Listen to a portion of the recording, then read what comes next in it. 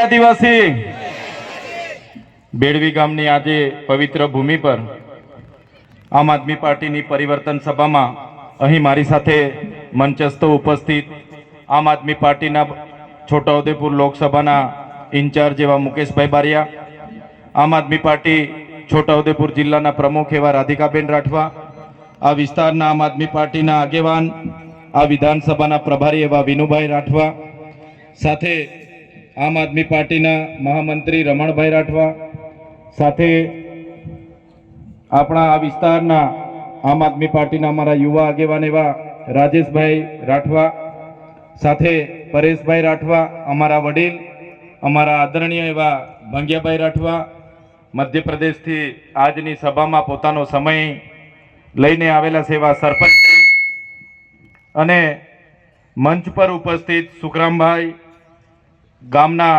પૂર્વ સરપંચ શ્રી અને તમામ રંજનભાઈ, તમામ આગેવાનો સહિત મારી સામે આજની સભામાં ભારતીય જનતા પાર્ટીના ઘણા નેતાઓનું દબાણ હતું, ધમકીઓ આપે, જવાનું નહીં, કામ નહીં કરીશું, એવી ધમકીઓ સામે પણ મોટી સંખ્યામાં અહીંયા ઉપસ્થિત થયેલા મારા વડીલો, યુવાનો, માતા બહેનો બધાને ચૈતર વસાવાના જોહાર કરું છું, સૌને મારા નમન કરું છું. સાથીઓ, ત્રણેક દિવસ પહેલા વડોદરા જિલ્લાના એક પેપરમાં અને સમાચારમાં એવું બધું હતું, વડોદરા જિલ્લાના 5 જેટલા ધારાસભ્ય એમની પોતાની સરકારના મુખ્યમંત્રીને એમણે પત્ર લખ્યો કે મુખ્યમંત્રી સાહેબ, આપણી સરકારમાં અમે આટલા વર્ષથી ચૂંટાઈએ છીએ, અમે ધારાસભ્ય છે, પણ કોઈ અધિકારી અમારું માનતું નથી, કોઈ અધિકારી અમારા કામ કરતા નથી. કલેક્ટર હોય, એસપી હોય, કમિશનર હોય, ડીડીઓ હોય, ટીડીઓ હોય, મામલતદાર હોય, અમારા કામ કરતા નથી તમારી સરકારમાં. આપણી સરકાર હોવા છતાં અમારા કામ થતા નથી. આ એમની વેદના હતી. ત્યારે સાથીઓ, ભારતીય જનતા પાર્ટીના 30 વર્ષના શાસનમાં કેટલાક અધિકારીઓનું રાજ ચાલે છે, કેટલાક રિંગ માસ્ટરો દિલ્હીમાં બેસીને સરકાર ચલાવે છે અને એમના અંદરો અંદર ગુટબાજીના કારણે આજે જનતાના કામો નથી થતા. પોતાની સરકાર હોવા છતાં જો ધારાસભ્ય આવી વેદના નાખતા હોય, આવી વેદના ઠાલવતા હોય, તો તમારા જેવા સામાન્ય લોકોની તો શું વાત છે. ત્યારે મેં તમને કહેવા માંગુ છું, એમના સરકારમાં એમના ધારાસભ્ય એમને વિનંતી કરતા હોય ત્યારે આપણે વિનંતી કરવાનું થતું નથી. આવનારા દિવસોમાં આપણે આ ભારતીય જનતા પાર્ટીની સરકારને આપણે બદલી કાઢવાની છે. તૈયાર છો ને બધા? કેટલા લોકો ઈચ્છે છે કે આ વખતે ભારતીય જનતા પાર્ટીની સરકારને આપણે ઘર બેસાડી દેવાની છે? ઊંચો હાથ કરો બધા. પરિવર્તન લાવીએ ને આપણે. એમણે તો હમણાં મંત્રી તંત્રીઓ બદલ્યા છે.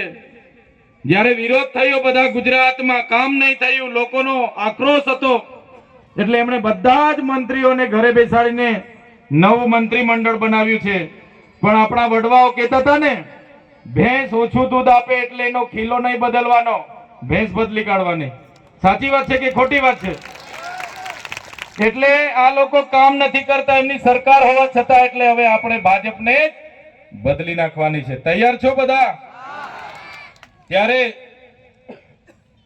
આ પરિવર્તન સભામાં જે પણ લોકો પોતે સ્વયંભૂ આવ્યા છો, ત્યારે અમે તમારું સહર્ષ સ્વાગત કરીએ છીએ.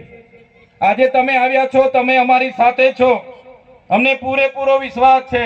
પણ જે લોકો ઘરે હશે, જેમને ડર હશે, ડરાવતા હશે ભાજપના નેતાઓ કે ભાઈ જશો તો તમને ઝૂંપડું નહીં આપીએ, પાણી નહીં આપીએ, બોર નહીં કરીએ, નળ સે જલ નહીં આપીએ, તમારો મીટર નહીં આવશે, અને એવા ઘણા લોકો આજે આવવા માંગતા હતા પણ નથી આવવા દીધા, ખોટી ખોટી ગ્રામ સભાઓ બોલાવી લીધી.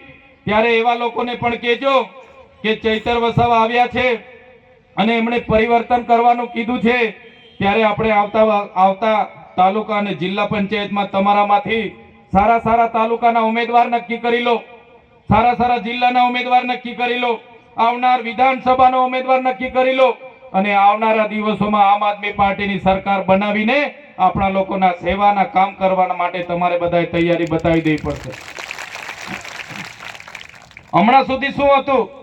દેશ આઝાદ થયો એટલે થોડા વર્ષ કોંગ્રેસે રાજ કર્યું,